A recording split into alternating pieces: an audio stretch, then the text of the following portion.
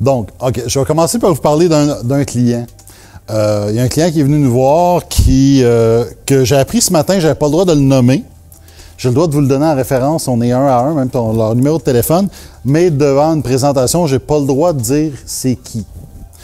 Donc, je dirais juste que c'est une compagnie qui est dans le monde dentaire, puis pour les fins de la présentation, on va les appeler clôture froide.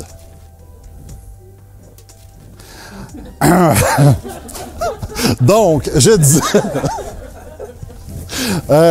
j'ai oublié de mentionner aussi. Si vous avez des questions, quelque chose, n'hésitez pas à m'interrompre. Je suis habitué. Comme je disais ce matin, j'ai déjà été marié, fait que... Donc, on disait, pourquoi prendre une approche nuagique de l'identité? Pour la simple et bonne raison que tout s'en va vraiment vers le nuage. On s'en va de plus en plus vers les microservices et services en nuagique. Et ça fait juste du sens de gérer son identité autant du côté nuagique que on-prem, tout simplement. Ce qui devient plus compliqué, c'est comme c'est des différents systèmes, différents types d'applications. C'est du SAP on-site versus des services cloud. On se retrouve à gérer des environnements hybrides et c'est pas nécessairement les mêmes types d'authentification qui sont demandés. Donc, résultat, ça prend une console qui va vous permettre de pouvoir gérer l'ensemble, autant du on-prem que du on-cloud, qui va pouvoir vous permettre de gérer et d'intégrer le SSO, qui va pouvoir vous permettre d'intégrer le multifacteur d'authentification. Donc, et évidemment, je parle de cloud, je parle autant de cloud public, privé, peu importe. Le but étant, on doit être identifié peu importe où on va.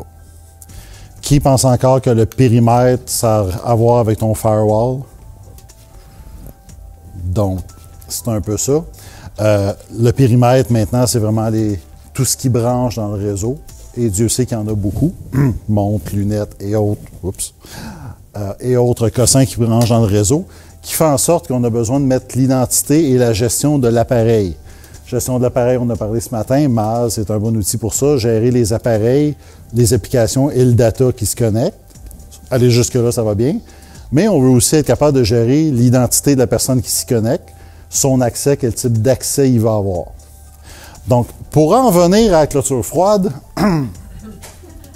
ils nous ont amené des informations à dire, nos employés, pour commencer, les problématiques qu'ils ont, c'est retenir les username password des différents systèmes, parce qu'il y a différents systèmes à gérer.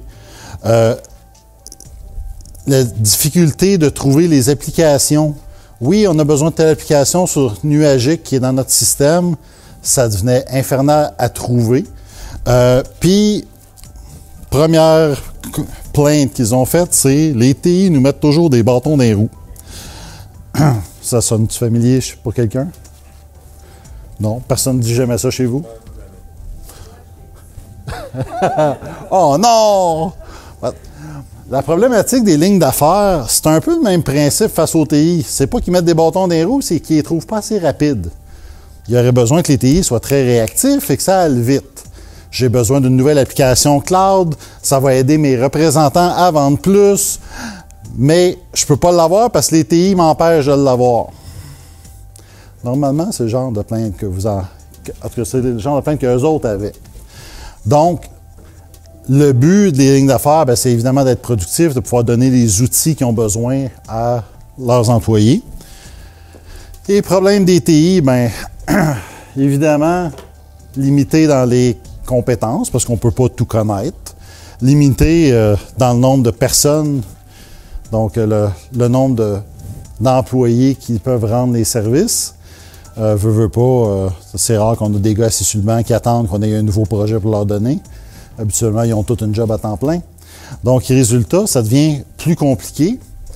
Leur but, c'est évidemment de leverager, oh boy, ça c'était beau. C'est de, j'ai dû l'écrire quelque part. Oui, merci. Étendre, ouais, pas sûr, c'est beau non plus ça. Bref, utiliser les investissements qu'ils ont déjà faits au niveau de leur identité et la gestion des accès sur leur réseau local et pouvoir l'amener dans le cloud. Donc, grosso modo, c'est ce qu'ils aimeraient pouvoir faire. Et évidemment, rendre les services à leurs employés et aux lignes d'affaires parce que, dans le fond, c'est eux autres leurs clients. Donc, de là, on tombe dans l'identité. Donc, mes super amis de Toiture froide, on est arrivé avec un exemple. Quand tu veux te loguer, le système va te demander c'est quoi ton mot de passe. Là, l'employé rentre le mot de passe, il a fait une erreur, oups, ça ne marche pas.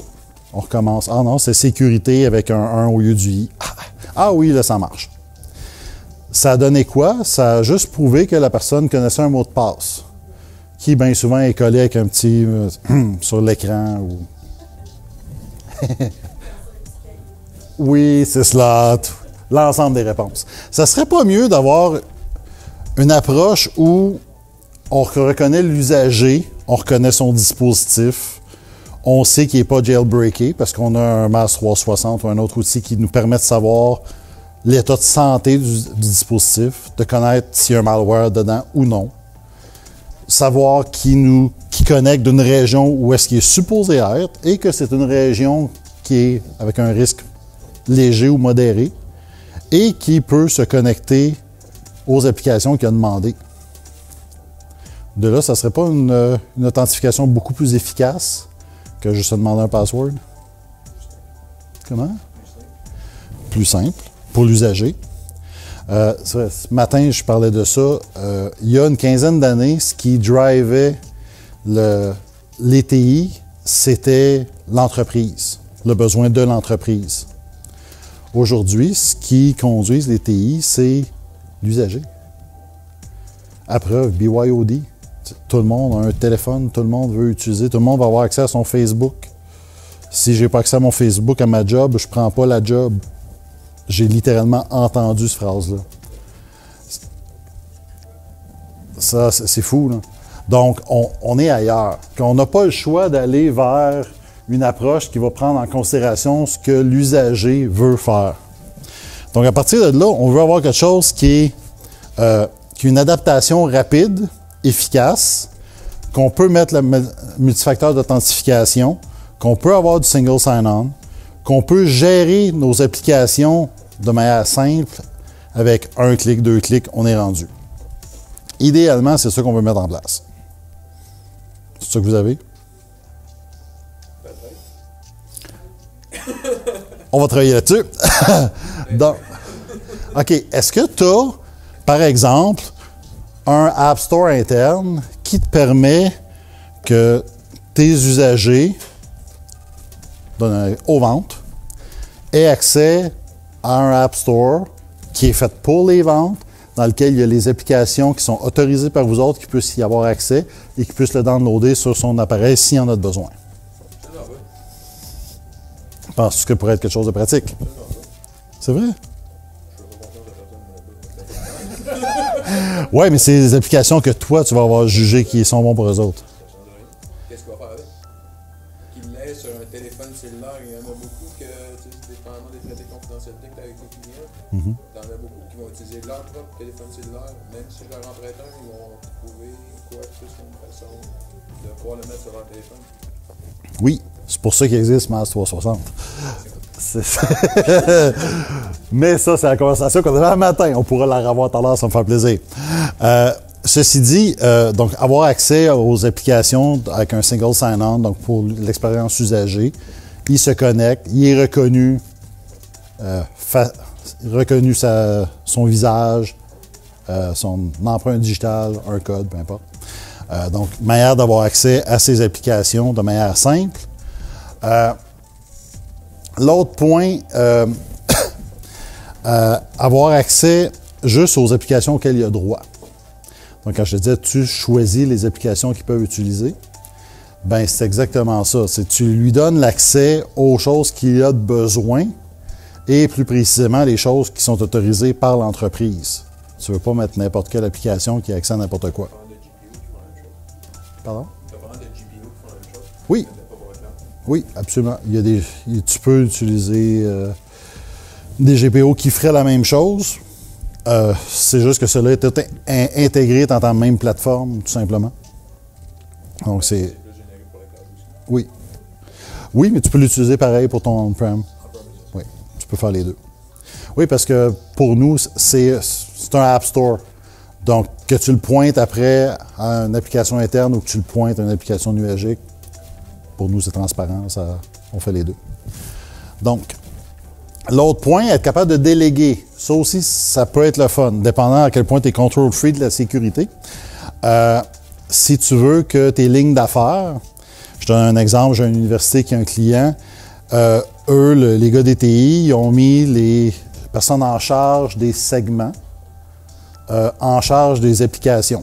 Donc, les profs qui couvrent ces segments-là, ils ont besoin de pouvoir accéder à tel ou tel type d'application.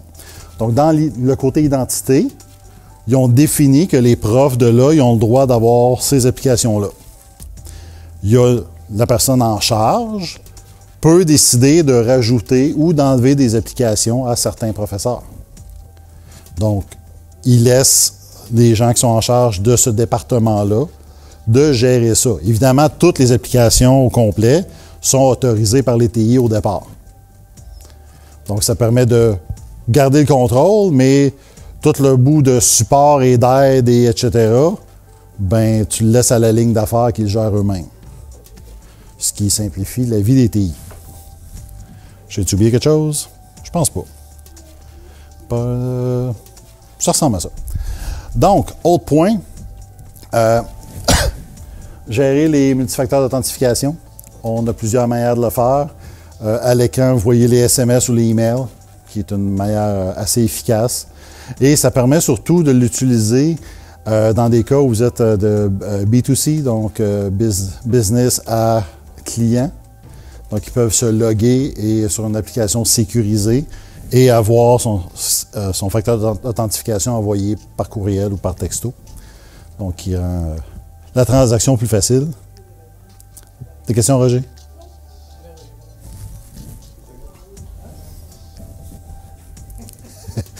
Des fois. Donc, si vous avez des questions, n'hésitez pas à m'interrompre. À part ça, ils nous ont demandé aussi, toujours ma fameuse compagnie de barrières, d'avoir un SSO, donc pouvoir se connecter avec les appareils mobiles de manière transparente, que les employés n'aient plus jamais à utiliser de password. Donc, c'était un de leurs requis. Même concept, avec MAS 360, on l'a intégré tout simplement. Donc, Cloud Identity Connect fait partie de la solution de MAS 360. Donc, la partie SSO était déjà à l'intérieur. Et comme ils utilisaient déjà notre produit, ben, c'était dedans. Mais il s'ajoute à part aussi. On peut faire acheter juste Connect à côté, ça se vend aussi. J'ai-tu oublié quelque chose? Intégration, oui, on s'intègre, évidemment. Ça, je disais, il est dans le bundle de MAS. Puis, c'est pas mal ça. Donc, adapté à la gestion. Donc, ils voulaient leverager l'information qu'ils avaient. Donc, pouvoir utiliser leur ISAM et se connecter sur la même console pour avoir accès au cloud. Directement, ils ne voulaient pas avoir à gérer. Je parlais ce matin de multiples consoles. Quand on a pris ce client-là au départ, avant qu'on mette MAS et avant qu'on rentre avec Cloud Identity, il y avait 16 consoles différentes. Maintenant, ils en ont trop. Donc, disons, légère diminution de la charge de travail juste à surveiller des consoles. Donc, et ça en est une raison. La partie identité était gérée dans différents systèmes avec différentes consoles. Là, ils ont toutes pu mettre ça centralisé dans une seule et même console. L'autre point, je parlais des applications tout à l'heure, pouvoir rajouter ou enlever des applications de manière facile avec un clic. Puis c'est à peu près ce qu'ils nous ont demandé. Les raisons qu'eux avaient à l'interne pour le faire, ben c'était réduire le côté hardware, donc diminuer le total cost of ownership. Tu vois, on parle, selon Cloud Technology, ils parlent d'environ 40%. Donc, ça réduit le coût de. Donc, ce qui est quand même intéressant. Puis, l'autre statistique que j'aime bien, c'est rendre le software update automatique 69% trouvent que c'est important ou très important. Puis effectivement, quand tu le rends automatisé, c'est beaucoup plus simple. Tu peux le mettre dépendant du bon vouloir des gens des TI, dire on peut faire l'update ou non après qu'on ait vérifié qu'il ne causera pas de problème dans notre infrastructure.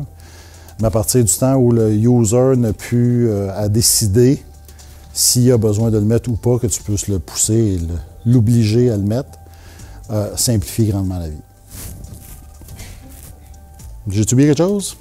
Facile à gérer, bien évidemment, c'est cloud, donc c'est effectivement facile à gérer. Il n'y a pas de panne, il n'y a pas de problème, il n'y a pas d'erreur, quelqu'un qui a cliqué sur quelque chose, il n'y a pas d'affaire.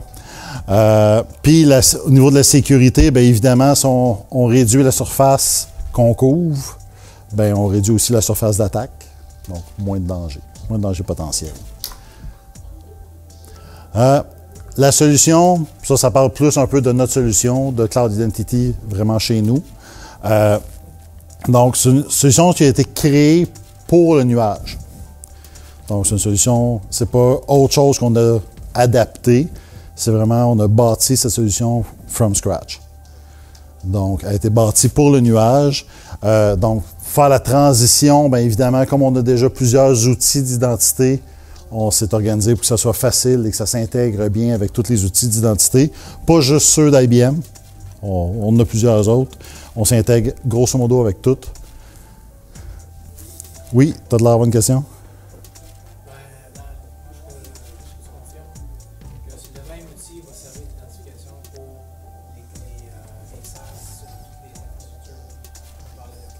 Oui, absolument. Et la raison pour ça, c'est qu'on a joint la licence de Cloud Identity avec les licences on-prem qu'on avait déjà. Donc, c'est-à-dire que si tu prends, exemple, CIV, qui est Verify, qui est la licence de multifacteur d'authentification, elle vient déjà avec la licence ISAM. Donc, si tu prends la licence de gouvernance, d'identité de gouvernance, l'équivalent à ça on-site, c'est IGI. Elle vient avec la licence de IGI inclus dedans. Donc, à la base, le produit est cloud, mais il vient avec la licence pour pouvoir joindre, le mettre on-site et le joindre les deux. Bonne question. Donc, fonctionnalité complète, même pour les clients d'entreprise, ça a les fonctionnalités complètes d'un IGI on-site. Même chose. Bon, on a déjà parlé rapide. Bon, retour sur l'investissement rapide. Obviously, il y a peu de dépenses à part la licence. Donc, à partir de là, on rentre dans son argent. C'est une licence par utilisateur.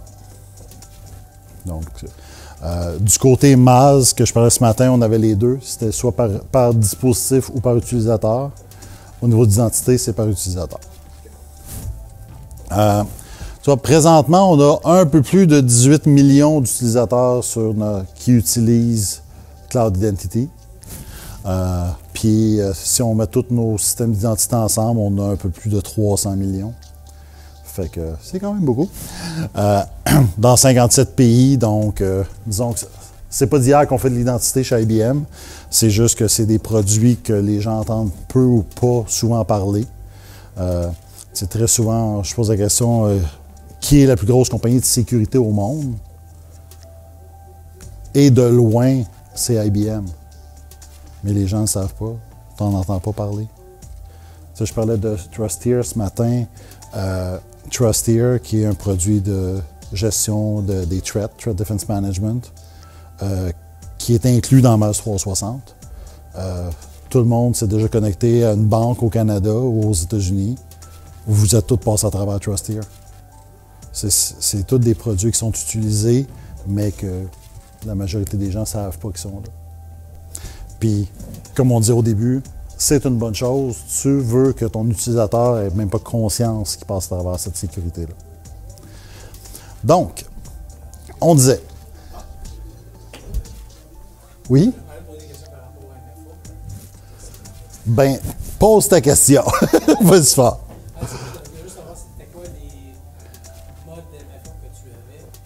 OK.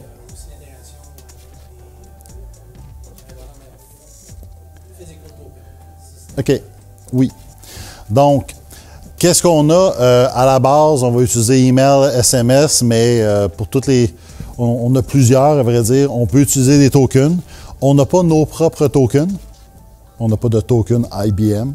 Donc, on va utiliser des tokens d'autres compagnies qui sont open standard qu'on peut utiliser. Mais on n'a pas nos propres tokens. On sait qu'il y a le besoin, donc c'est pour ça qu'on l'a mis ouvert, qu'on peut l'utiliser. Mais à la base, c'est pas... pour nous, c'est pas nécessairement la meilleure manière de sécuriser ton accès. Il y a possibilité d'aller chercher un peu pour aller. Oui, absolument. Bon, on a une liste de partenaires qui sont certifiés et qu'on peut utiliser leur token. Intègres-tu le PAM? Tu t'intègres avec un PAM? C'est une bonne question. Écoute, oui, attends une minute. Oui, c'est... Oui, envoie-moi l'email pour me le rappeler. Je suis après me poser la question. J'ai-tu vu ça, moi? Je sais pas. Je me souviens pas. Je me souviens pas de l'avoir vu. C'est vraiment une très bonne question. Mais... pas du tout, au contraire. Ouais, ton access management, tu peut-être qu'on peut l'intégrer avec. Ouais, c'est... Écoute, à vue de nez, j'aurais répondu oui, là, mais je vais aller vérifier juste pour être sûr. Donc, on disait SSO, Single Sign-On.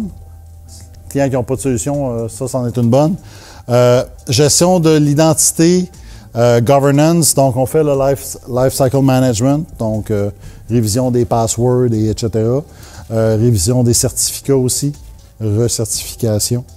À part ça, important, les requêtes de changement de password, par exemple, ou que eux peuvent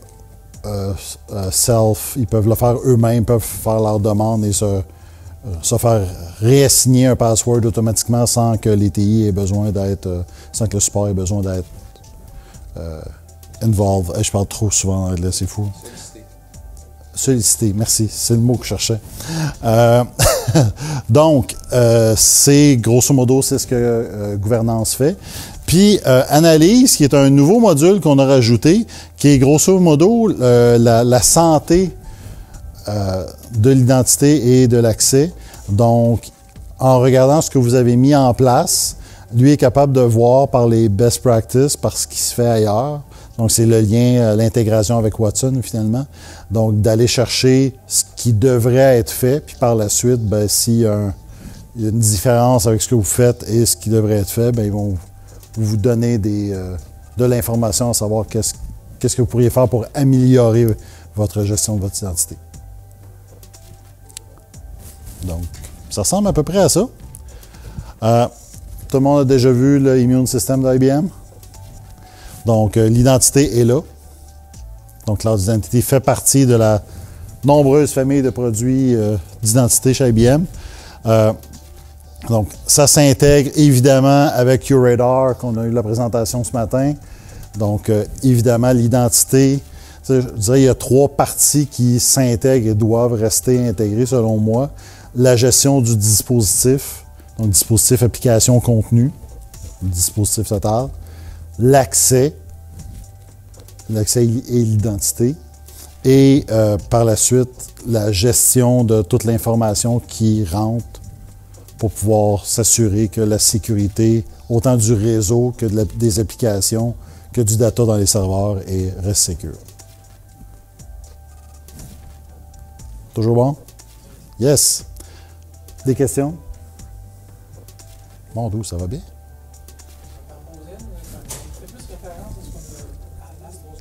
Oui. L'encryption TLS, Oui. la clé est gérée par vous autres ou on peut utiliser une clé de Tu parles de l'encryption de quoi? Le container par nous autres. par vous autres? Oui. C'est seulement une Ouais.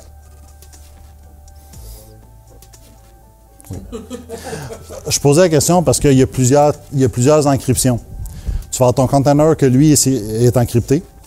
Tes applications, certaines applications qu'on met dedans vont être encryptées et ce n'est pas la même clé d'encryptage.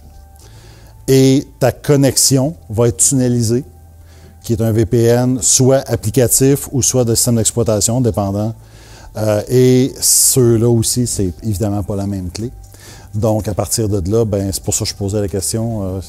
Donc, habituellement, dans ton container, tu as une application qui est encryptée dans un container qui est encrypté.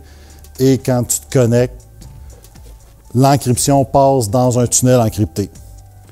Donc, au niveau de la sécurité, ben, c'est pour ça que Homeland Security aux États-Unis, puis notre agence de sécurité canadienne utilise notre produit.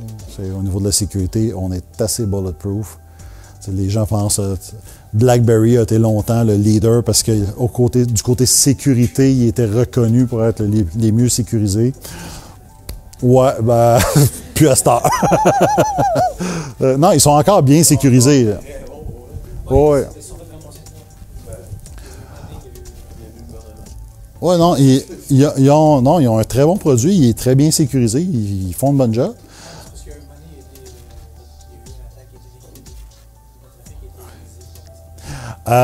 Ouais, ça, c'est avec BBM, ça. Ils ont changé ça. C'était une clé unique partagée qu'il y avait pour BBM. Donc ça a été changé. Cette division-là, BBM, a été vendue à une compagnie chinoise. Fait que si tu as ça dans ton téléphone, débarrasse-toi-en, ça presse. Mais BlackBerry ont sorti un produit qui s'appelle BBM Entreprise. Ils ont eu un problème aussi, BlackBerry, avec ça, parce qu'il y a eu le gouvernement américain qui les a forcés à leur donner le code source.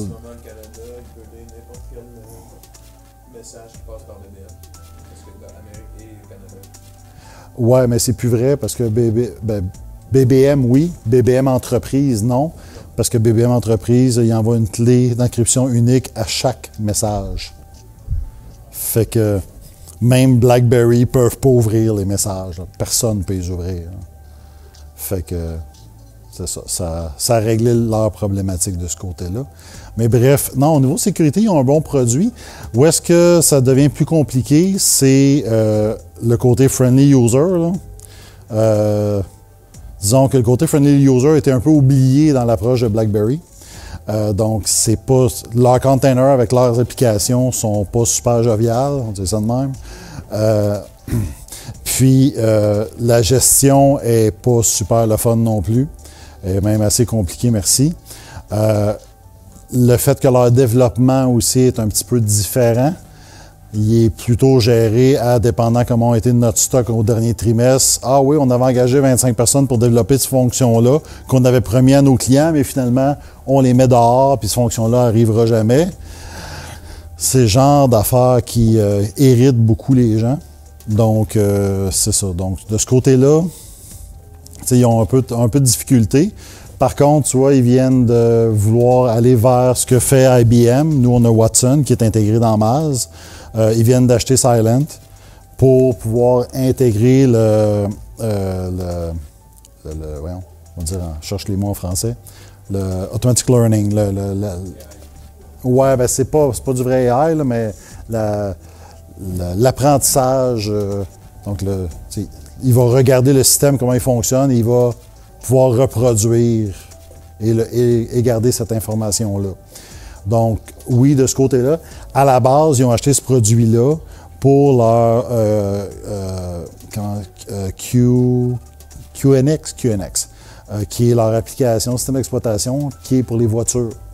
Parce qu'ils sont très, très forts dans le domaine de l'automobile. Vos systèmes d'infodivertissement dans vos chars, là, vous roulez pas mal tout sur des BlackBerry. Là. Donc, ils sont dans comme 150 millions d'autos sur la planète. Là.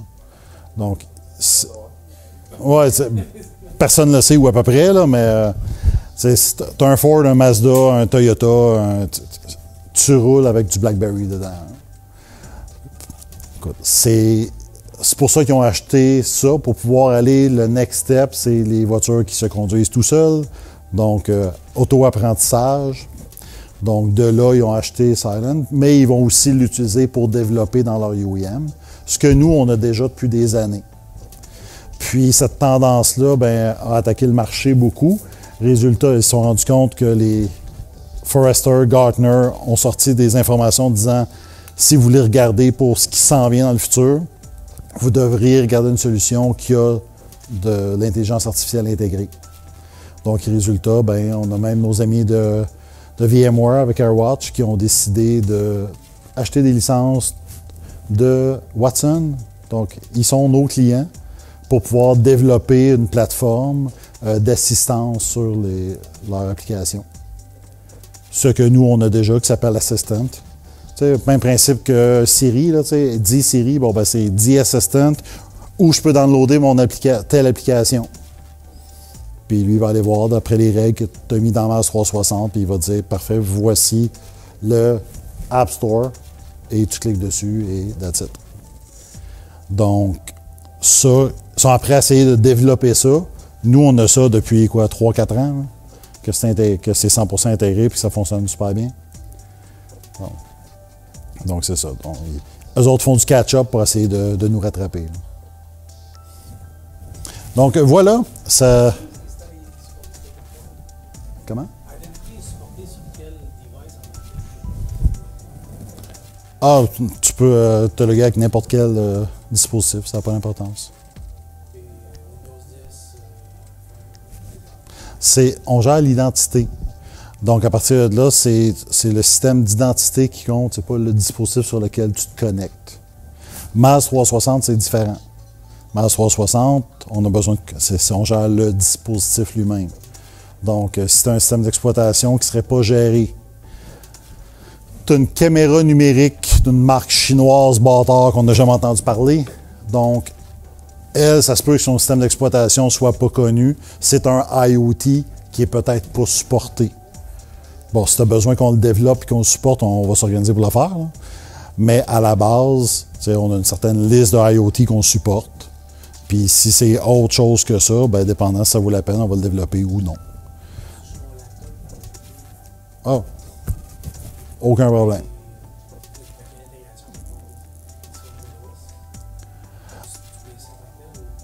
Non.